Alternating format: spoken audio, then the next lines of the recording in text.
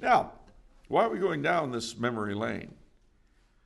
Well, the truth of the matter is, ladies and gentlemen, that nostalgia need not simply be self-indulgence.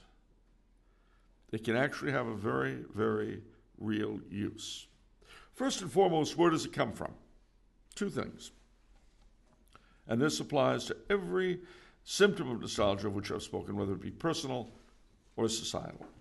And that is, one, the understanding that the way things are now is wrong.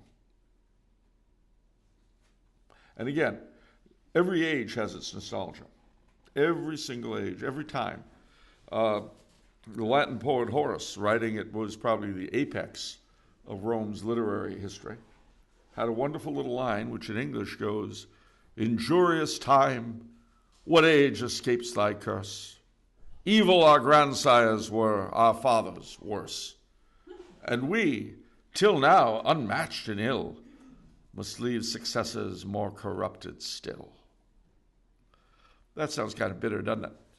But it was a funny thing. If you look at the most productive ages in history, they all had that looking backward to a golden age.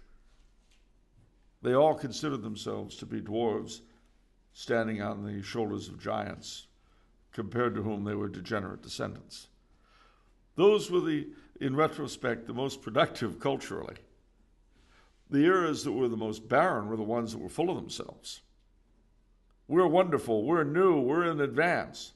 And as I'm not much of a William F. Buckley quoter, but he made the comment about the church after Vatican II.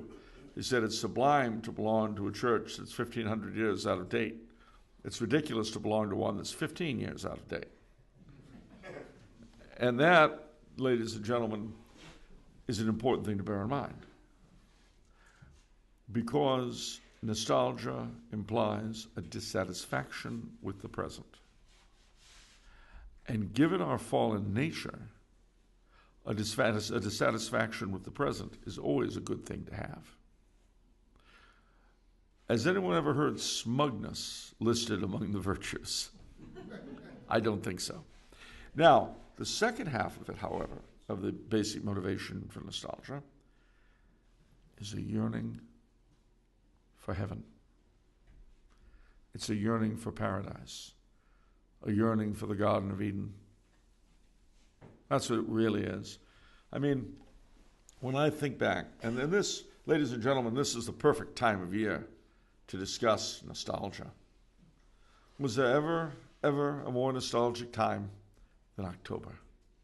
Halloween is coming, and Thanksgiving and Christmas, and all your memories come flowing back of childhood and adolescence, all the relatives that once upon a time you loved and now are gone. It all gathers at this time of year, all these memories. It's a good time to think of it.